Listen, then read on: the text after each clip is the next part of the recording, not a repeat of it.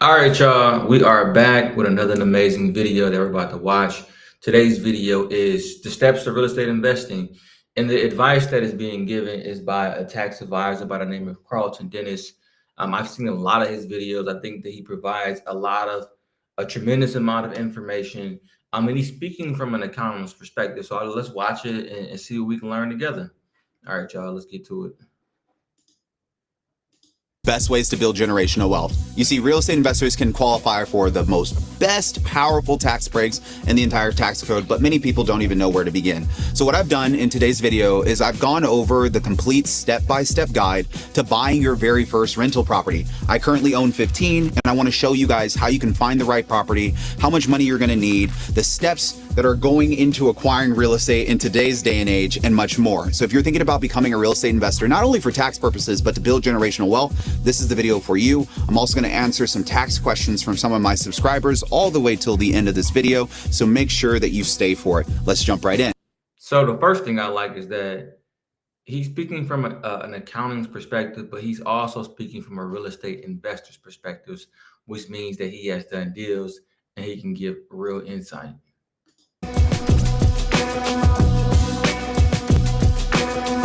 All right, guys, And the reason I'm saying this is because we should all be mindful of who we're listening to and where we're getting our information from. Even I, right?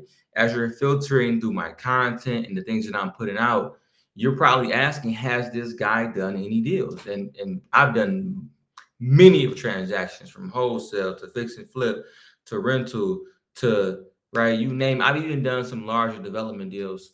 And so I have the background, the insight, and the knowledge, not to only just talk about the technical things of the transactions, but I have lived experience. And I think that is far greater than anybody that can regurgitate just information that they've heard.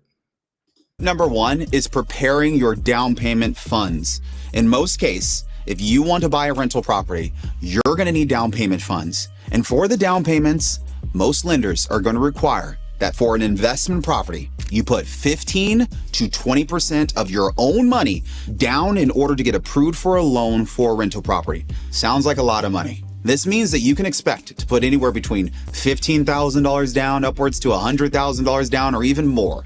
So yes, there is a financial barrier to enter real estate investing. And for this reason, real estate investing tends to be a better option for people who have a decent amount of money already saved. If you're not in this category yet, you might want to consider building up your savings first before getting into rental real estate, because things can kind of go wrong when you're jumping into a business without a lot of capital. But if you're really ready to get started, real estate investors, we will help you build a six-figure real estate investing portfolio in the next year. Or if you don't have a whole lot of money for a down payment, there's still a few other ways that you can consider. For example, it's possible to get an FHA loan for a rental property for only 3.5% down.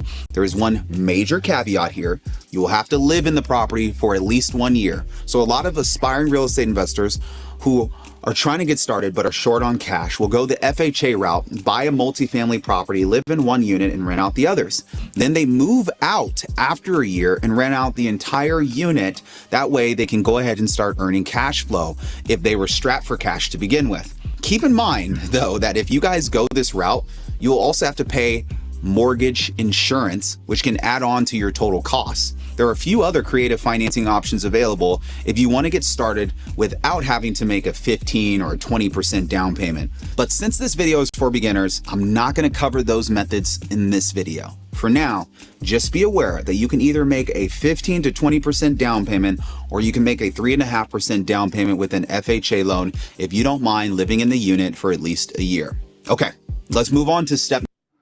All right, let's get to it, y'all. He said a lot of correct things. He kind of hinted to where he could take this outside of the fundamental, straightforward path of acquiring real estate, which I would say his approach is more traditional, and there ain't nothing wrong with that. And what I can tell is that he know how to do it untraditional ways, but he just wanted to simplify this video for everybody that's watching. So I'm gonna give it to y'all in my video. He is right about there being a down payment to acquire these real estate transactions, but that money does not have to be yours. Let us be clear, right? You know, most real estate transactions will always require you to put some form of money down. If you have more experience, better bankable relationships, that number can fluctuate to 10%. It can go as low as 10%. Right now on my transactions, I'm putting down 10% as a down payment. So traditionally, they are going to acquire you to put down 20% when you're going the traditional path, because they're considering they're considering the property an investment property. But when you go to on the secondary market, hard money lenders, they'll let you put down 10% if you got the experience. Another thing he said is that if you're not making a decent amount of money, you should wait to get into real estate. I don't agree. I understand why. But again, I also think he understands how to do it other ways. But if you're not making a decent amount of money, then your goal should be able to get the education and knowledge to educate someone else that has the money, so that you can invest their capital into transactions, give them an ROI, and it's a win-win scenario. Um, and it's a win-win scenario. So you don't have to be in a financially stable position to actually start doing real estate investing. Because if you wait, imagine how many opportunities you're going to miss because you're waiting to get financially stable to start investing in real estate. No, how about you use real estate to get financially stable by getting the education and knowledge to learn how to do transactions with other people's money. And the third thing he said, house hacking. I've done house hacking. I actually just moved out of one of my 4 units. I believe I highlighted this in one of my other videos where I had my own primary property. It was everything I buy is always an investment. I don't care what it is. And I sold it 2.5 years later. I moved in my 4 unit. And so I was house hacking at that moment. But when I acquired the 4 unit, it wasn't to house hack, it was to rent all 4 of them. I had a vacant unit.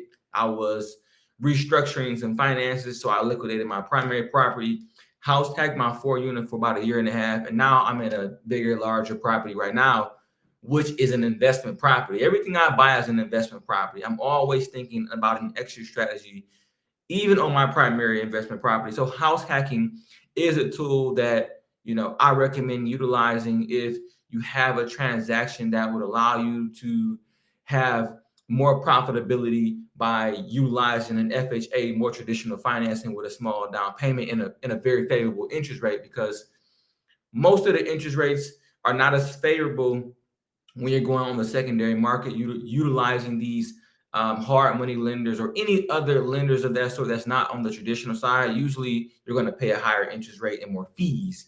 And so the FHA way will allow you to, have better terms, have a smaller down payment, and then be able to house hack only for 1 year and then be able to, cash flow the entire building. So I do agree with that.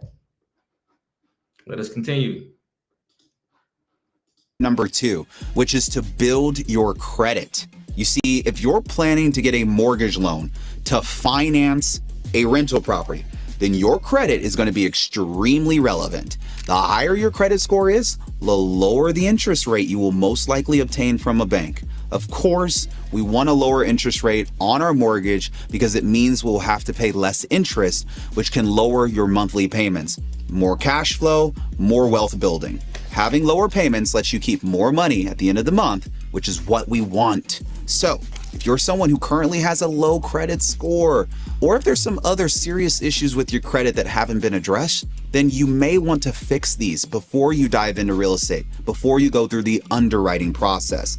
Ideally, you want to get your credit score above 700 and even above 730 if possible before you even start an application. This will make things a lot easier for you when it comes to mortgages, and you can improve your credit score by using less of your available credit and keeping up with your payments, or just making sure you resolve any errors on your credit report. Let's move on to step number 3. Speed.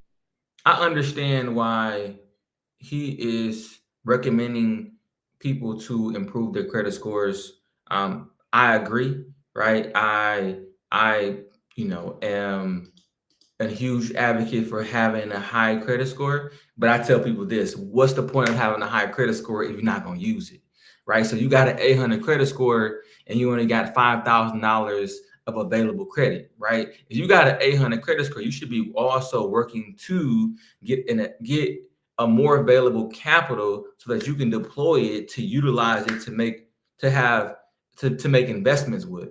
So it's in tandem, right? Have a high credit score and have a high available capital on your credit cards to actually use it for your benefit.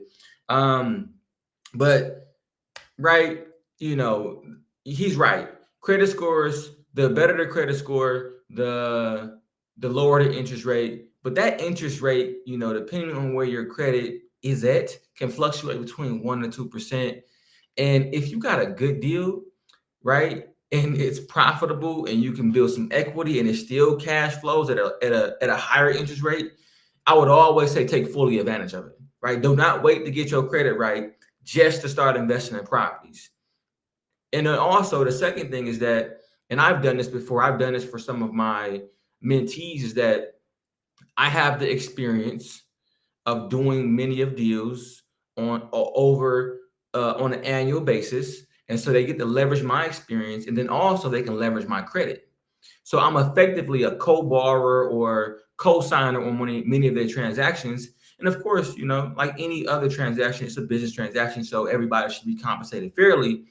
But you can utilize basically a sponsor or a co-signer to be able to take advantage of better interest rates, or you can have a partner that has a better credit score than you do, and y'all can partner on a transaction. So I don't want these things to be barriers to entries. And you think that you need to get your credit right, you need to be stable and to start investing in real estate, because I don't agree, right? And I'm not only saying that to disagree, but I'm saying that because this is lived experience, right? I didn't always have it figured out. I wasn't always financially savvy. I didn't always was financially stable. But I kept investing in real estate and kept learning along the way. And I just imagine if I would have waited till I was in the perfect scenario to take advantage of all these opportunities, I imagine I would have missed on a ton of deals and a ton of money. Speaking to lenders. You see, this is the most important step.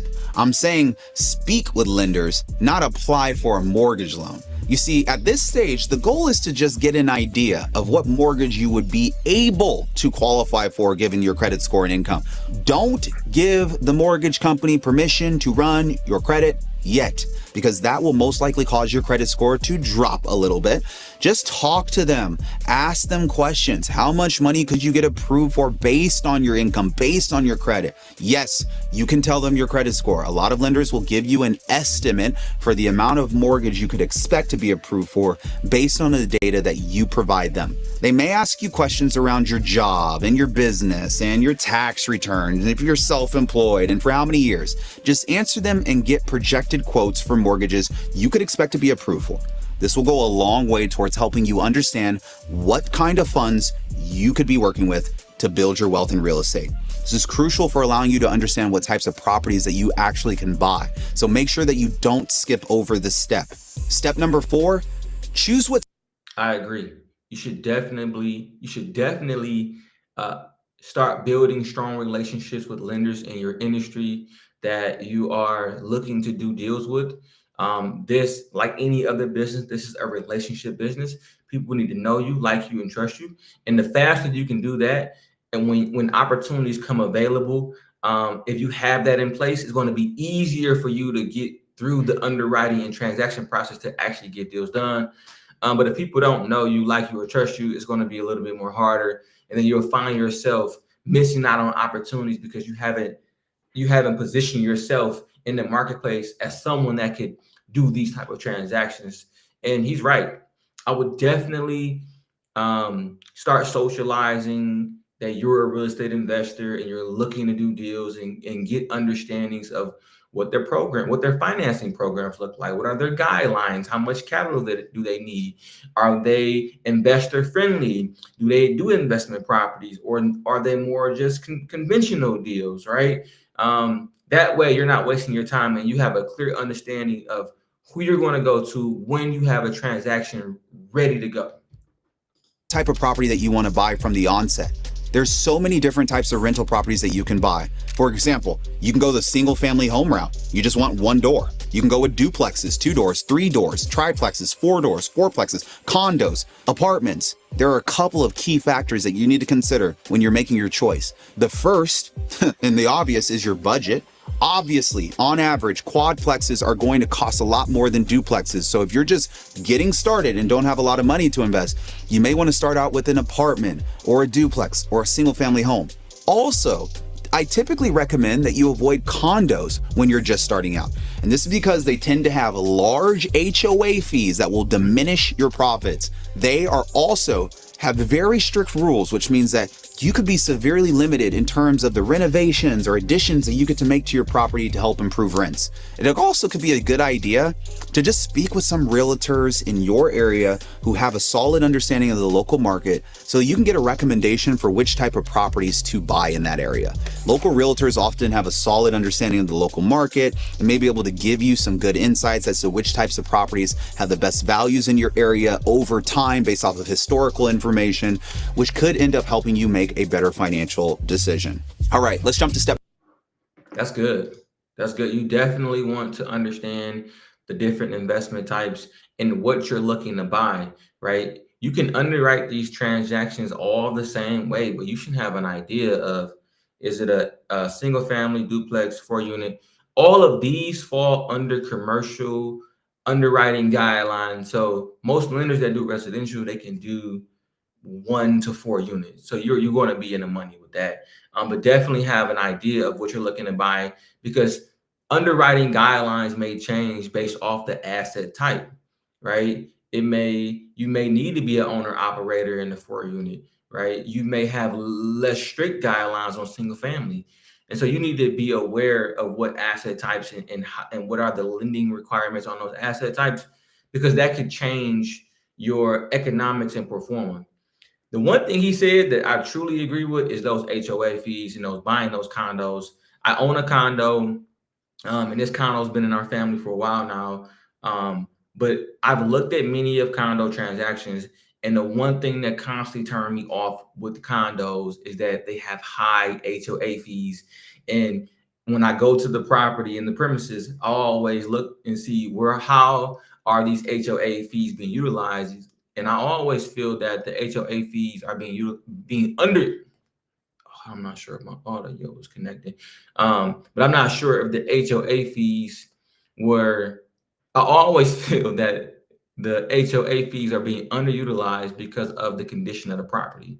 What do I mean? Like, the premises isn't as clean as it should be. There's deferred maintenance on the outside. It just doesn't look, for these fees to be $500 to $800. You would think that the premises should be in great condition, because you have 30 to 50 residents paying you $500 to $800 on a monthly basis. And I understand that there's some overhead and staffing costs, but no HOA should have more than 3 people actually working there, because what are you actually doing? The whole purpose of the HOA is to serve the people that are owners of this community. And sometimes I just feel like, whoever's over that HOA, and I'm not taking no shots at nobody, and I'm sure that there are HOAs that are being ran, top tier, but the most ones I've seen in my particular market, I just don't feel that you're getting the bang for your buck. There's always so much deferred maintenance. And so I would always be cautious around acquiring properties that are condos and have HOA fees, because a lot of times you just don't cash flow. And if you're banking on the appreciation, from what I've seen, the appreciation doesn't appreciate as fast as you would like, because a lot of times, as the value of the properties are appreciating, the HOAs are also being increased as well too. And so the value doesn't really move much, because you can't even cash flow, and you can't sell it for a higher price, because nobody can actually cash flow with these exorbitant amount of HOA fees. Number 5, let's conduct the initial property research. This is where things get a little bit interesting, especially if you're a newbie. The reason is because once you take care of the first 4 steps, you'll finally be ready to start looking for actual investment properties. And this is when everything gets scary for people. I have to spend money, and I don't want to spend it incorrectly. Make sure you don't start doing this process until you're actually ready. Far too many people jump into this step without doing steps 1, 2, 3, and 4. Hopefully that won't be you. Okay, here's what you need to know about researching properties so that you're finding the best opportunities. Number 1, are they cash flow positive? Imagine making passive income as an affiliate marketer without relying on Google, Facebook, or ClickBank. What does that mean to you? Does the cash flow you generate from the rental income is higher than your total expenses from the property every single month? So for example, if your rental property is generating $3,000 worth of rental income per month, the property will be cash flow positive if your total expenses for the property are less than $3,000 per month. I'm looking for your cash on cash return, your net operating income. So let's just say your expenses were $2,500 per month on the property. In this case, you would have a positive cash flow of $500 per month. Many new real estate investors make the mistake of buying cash flow negative properties. You should really try to avoid this. Also, be aware that cash flow is not the only thing that can make a real estate investment worthwhile. You still make money as you convert debt to equity by making monthly payments on your mortgage as the property appreciates over time, but everything is just far easier and far more manageable if you just buy a property from the onset that is cash flow positive from the beginning. You can use sites like Zillow, Redfin, Trulia to determine what your rental income will be. There are also many online mortgage calculators that can help you to determine what your monthly expenses would look like for a property in that area. You can use these to help figure out if the property will be cash flow positive or not. This requires work. Also, don't forget, if a property is very close to being cash flow positive, and if you like it, you can make an offer for an amount that is lower than the asking price. Right. Sometimes sellers will go for these offers. But keep in mind that I also really recommend that you prioritize properties that don't need major remodels when you're just getting started. If they have a few cosmetic issues such as needing new carpets or a fresh coat of paint, okay, we can do that. I'm fine with that.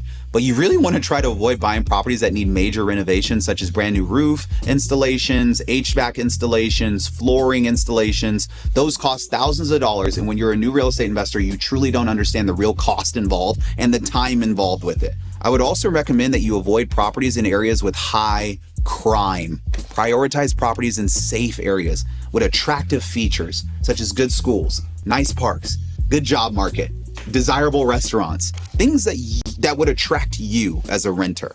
And step number 6, I can tell, and I kind of said, I said this at the beginning, but I can tell, right? He has done well for himself, and he is taking his active income and turning it into passive income and buying assets that are already stabilized, renovated. And yeah, they're probably in really good, stable neighborhoods, and that makes sense for his strategy. And so I get it. But with that, if you're not someone of his caliber that makes this amount of money, that is trying to build wealth, and you're starting from a place of what is it, less net worth and less income, then I would take a different approach, right? My approach would be to, right, like he said, one of the things he said was, avoid major renovations. But if you're avoiding major renovations, that means you're buying properties that are already in good condition. You're buying properties that don't need any real renovations, and so that looks like a retail property. I buy distressed properties that I can add value to and have a nice chunk of equity in that property when I'm done. Anywhere between $50,000 and $100,000 of equity in a property. What it sounds like he is doing, he is buying property that definitely cash flows, but there isn't a lot of equity in the transaction when he probably acquires it. I would probably say he's probably $10,000 to $20,000 of equity in the transaction. And majority of that's not enough, right? For most individuals that are building something for themselves that don't have, that don't generate a large amount of income already.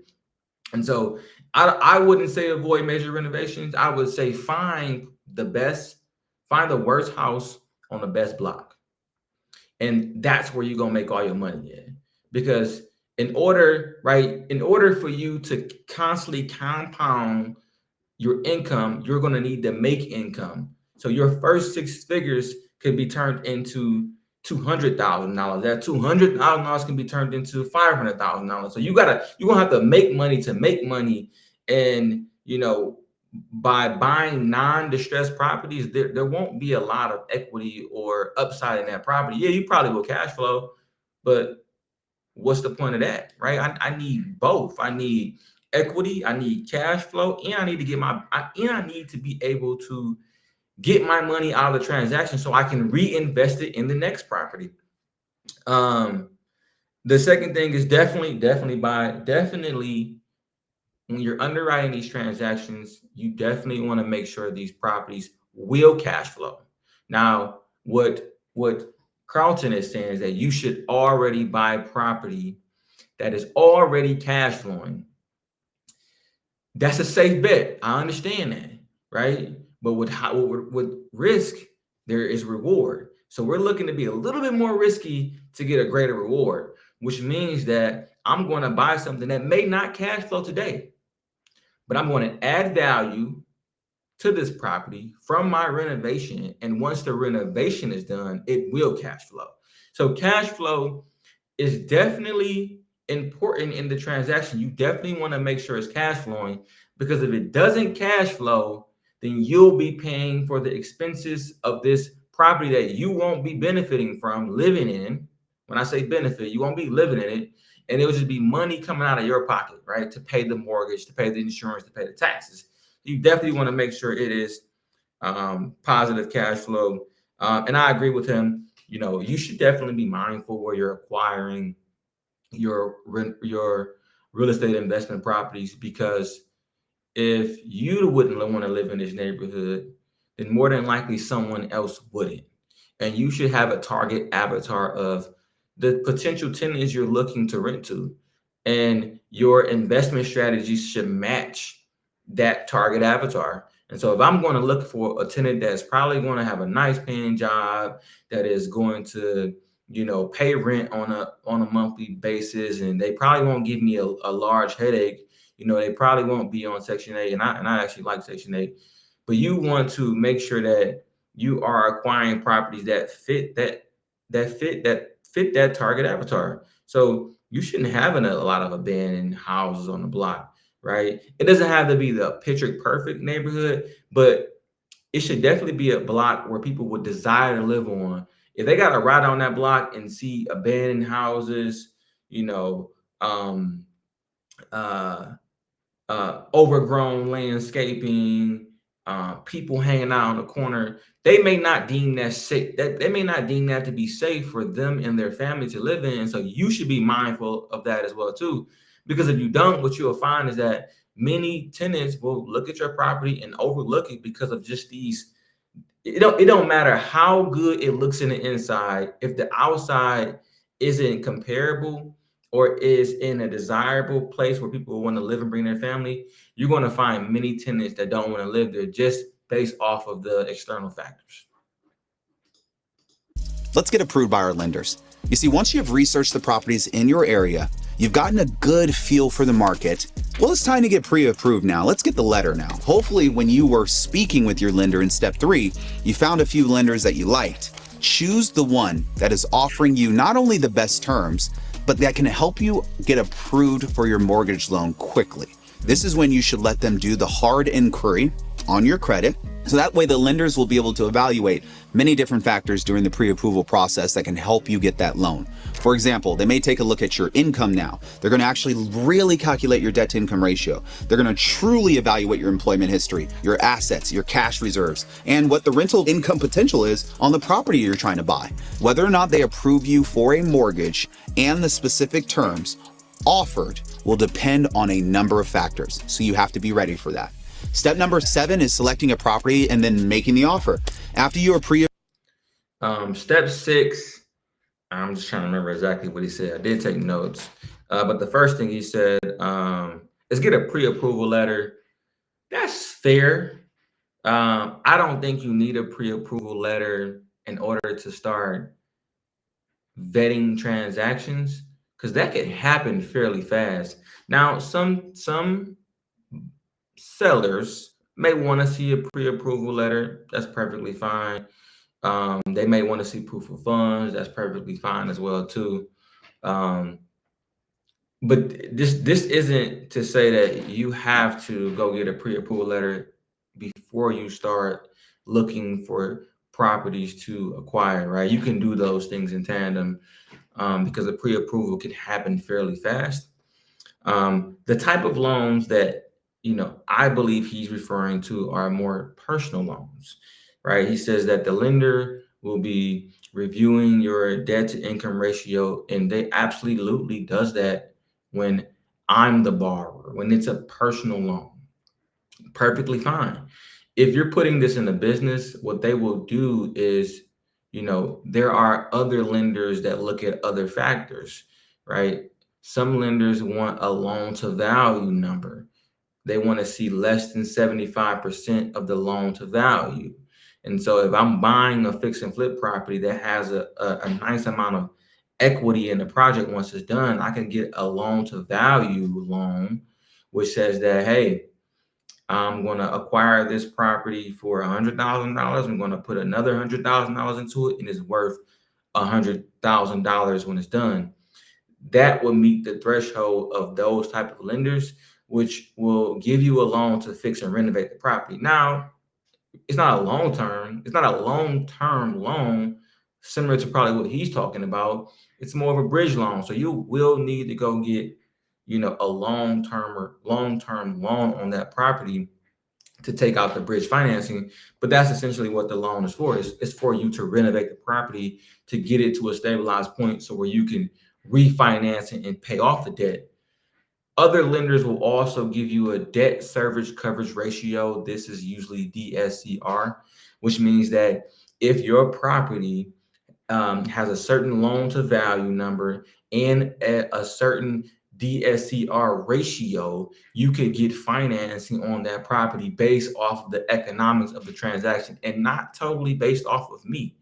And so there's a variety of other projects that you can look into. I mean, a variety of other products you can look into, not just having to worry about making my individual self the best and put my individual self in the best place to be able to take down these loans. No, you could utilize other financing, and those other financing do come with higher interest rates.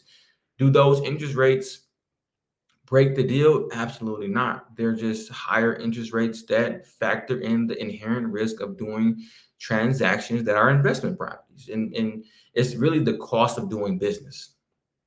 Approved by a lender for a mortgage, you can now start making offers on properties you like.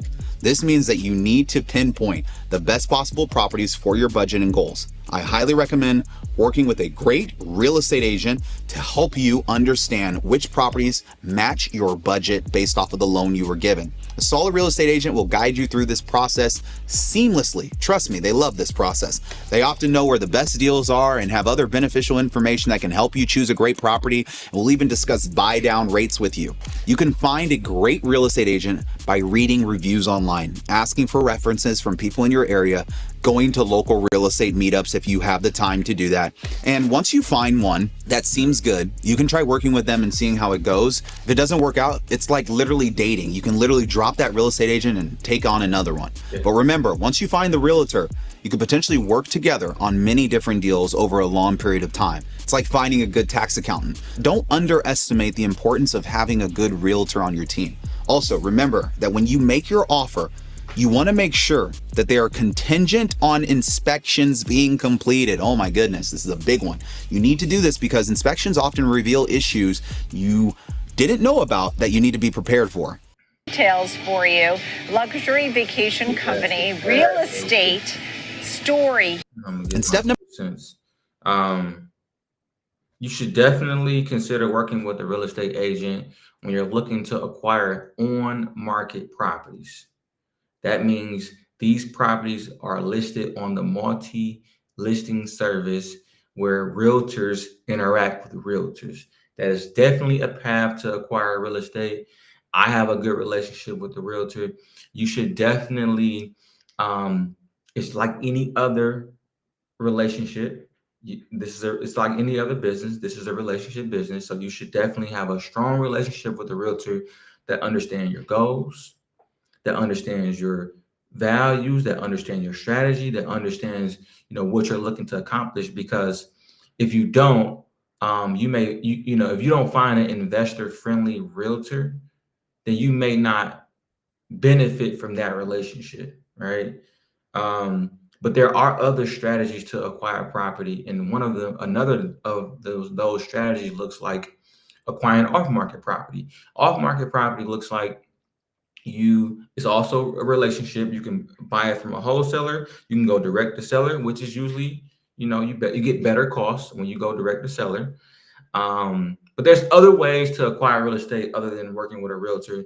When you're working with these realtors, this is why you need to become the expert, because realtors have been educated to be realtors, and some of them are great, some of them are good, but most of them do not have the perspective of acquiring, negotiating, understanding what real estate investing is and how to do it. And so you're going to be educating them along the way. But if you expect this realtor to be your mentor or guide throughout this entire process, I think that you're going to probably overpay for properties, because realtors, they don't understand what it is to be a real estate investor. Unless they are a real estate investor, then they can, better understand what your investment criteria is and what you're looking for and what those needs are. But when you find this realtor, do not allow them to take you down a path that they desire for you. You have to dictate the rules of engagement and what your investment criteria is and what you're looking for, so that they can work for you. You don't work for them, because realtors, they make their monies off commissions, and their whole goal is to get transactions done. That's the whole goal, right? If it benefits you, good. If it don't benefit you, good too. But if you say you want to do that deal, I'm gonna get that deal done. Realtors don't make money by submitting offers. They make money when transactions get done. So their whole goal is to get the best deal to get done so that they can get paid. Another thing he highlighted was the contingency inspection. I love the contingency inspection. I utilize the contingency inspection all the time. There's other contingencies that you can utilize as well. Mortgage contingencies, which basically say that if the lender doesn't approve and my light just went out. That's crazy. If the lender doesn't approve the loan, then you can effectively back out of the transaction, right? But I'm at a place of my career where I've seen over 300 properties, and I've inspected over 300 properties, and I can almost, 95% see and understand what will need to be done with this property, what is wrong with this property. And then the things that I can't see, I put a contingency, right? I give myself a contingency budget, which means I have a rehab budget, then I have an extra budget. The extra budget is for my contingencies, the things that I cannot foresee. And if you can do that, then most of the time you'll capture all the cost. But where I'm at in my career, in order for me to negotiate better pricing on my acquisition price, I take away that inspection contingency, because to the seller, if you have an inspection contingency, anytime between 0 and 7 days, which is the inspection period, you can walk away from the deal. And so I take away the inspection period to say, look, I'm someone that is confident I can get this transaction done at this price point with no contingencies. And a lot of times I'm able to jump ahead of other buyers because I don't have that contingency. And, most of the time I do come in lower. I am lower than other offers, but most of the time I'm coming in cash and I can close fast. So you have to figure out, it's a balance, right? It's a balance of time and cost. And most people want to be somewhere in the middle, right? If I can get a deal done, in a shorter time frame and pay them $5,000 less, some people will be willing to take that transaction because that's more of a sure thing, especially when you're using cash. Number 8, complete the inspections. Once you have your offer accepted, your deal will go under contract. Then it is time to complete your inspections to make sure that there are no hidden surprises, no water damage surprises, no cracks in the foundation surprises that could cost you a fortune to repair. You see, for a large percentage of properties, inspections will reveal at least a few issues that need to be resolved. That happened on my first investment property. I had to fix the roof. Find out how much it's going to cost to repair any of these issues, so that way you're prepared for them, and you can ask the seller to drop the selling price by the amount of money it will take to repair the issues. Some sellers will go for this because they would rather face this than having you potentially back out of the deal. If extensive issues are found during the inspection, and if the seller is not willing to reduce the price to account for the issues, then you may have to back out of the deal and go find another investment property. All right, guys, step number. That's right. Never be tied to a transaction because of emotions. It's all logic and strategy, and it's all based off of the economics of the transaction. And will this give you the return on the investment that you set at the beginning of your investment career?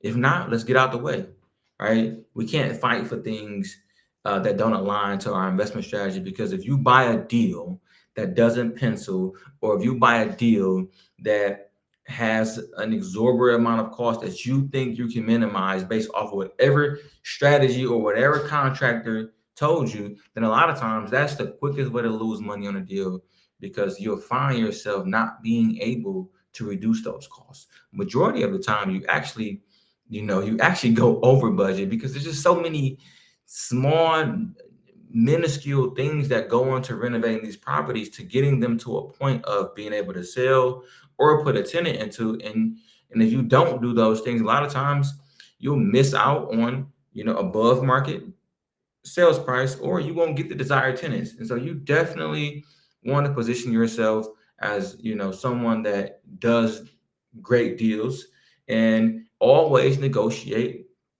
things in the inspection report.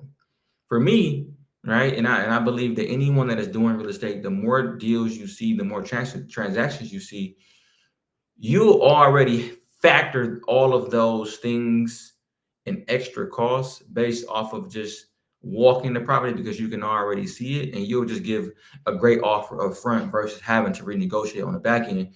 But that's just a strategy, right? Some people do that. Some people, will give a full price offer and then get an inspection report and then negotiate them down based off of something that is tangible on paper that they can send to the seller.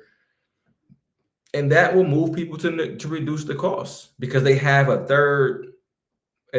verifiable third party come as an intermediary to highlight things that is wrong with their property versus you just telling them what's wrong. And right, both strategies work. It all depends on how I'm feeling that day. It all depends on the property. It all depends on this specific scenario. But for the last 10 transactions for me, I just give a fair market value offer of the property based off its current conditions and what I got to do to the property and what I expect to get in my return on my investment. And if the property don't fit my strategy, then that's fine. You walk away from it, but you're never tied to it based off of an emotional decision. It always has to be a logical decision. 9 is to close escrow. Closing escrow is the final step to buying your first rental property. There's a lot of involvement with this process, and I'm not going to cut corners here and say that it's pretty simple. Escrow is a process, so please make sure you're prepared for this. But the bottom line is that you'll have to sign all of the necessary documents, such as the property deed, the transfer paperwork, having your funds available, paying all the closing costs, which can include the lender fees, attorney fees, escrow fees. All of this gets done. Once you complete the closing process, the property will be yours and you'll be free to start making renovations if you plan to do that. And then you can start to rent the property out to start generating rental income. You'll also now be free to start capitalizing on the tax benefits of your rental property. If you want to learn more about these specific tax benefits, I'd highly recommend that you watch my video right here that'll go over the tax benefits of investing in real estate to offset your income. Okay, now I'm going to answer a question from one of my subscribers. That was good. I thought this video was definitely helpful. I was happy to be able to add, some additional context or some of the things that he talked about. I think it just paints a full picture. And then somebody probably will watch my video and add even more context, right? This is a community of people that are constantly sharpening themselves with different content. The last thing he said about the closing step is easy. You're literally going to a title company to sign paperwork. The money probably has already been wired over there, and you get the keys. Now you own the property. That's the least stressful part of this process, is signing those docs. No matter how lengthy the docs is, you're just signing documentations, because the title company handles the entire closing process, right? It's their fiduciary responsibility to make sure this transaction closes the way it needs to be closed. And so they're working on your behalf, and you pay them a fee. So it's really up to them to make sure the transaction closed. So don't get too, caught up in like, dang, this is about to be an arduous process to actually close it. No. Once it's under contract and your lender has given you a clear to close, and that's the easiest part. About rental properties. This question was asked by Kanea1111 on a YouTube short I did about real estate investing. The question is how do you buy property with bad credit? The answer is you can go to a hard money lender that will give you probably not as favorable terms as a traditional bank, but will be willing to give you a loan. It's funny that question came up, because I understand that most people is in that scenario. But what he is about to say, it is absolutely correct. And I kind of already spoke about it earlier in the video. Knowing that your credit is not as desirable as you would like it to be, you could choose to go to private money or private equity lenders. This is a route that many real estate investors will take over time, as opposed to going to a traditional bank. They may go to private lenders to get their loans. And last but not least, you could buy the property cash. It's very hard to get a loan when you have bad credit, which is part of the reason why we put this video together, and part of the reason why it's important to make sure you repair your credit before you go through the lending process. If you have any questions about buying real estate for tax advantages, feel free to schedule a call with my team. I look forward to seeing you on the next video. So, like I said, great video, Karlton. We appreciate your perspective. I'm happy that I can give my 2 cents from my real estate investing experience and what I've done, and give just a more comprehensive understanding of how you can get transactions done and what those transactions look like. Hit the like and subscribe button if you thought it was some value. I know he did a Q&A part of this scenario. We're not live right now, but if you have comments on this video or any other real estate questions, put the comments below, and I'll keep in touch with y'all soon. Peace.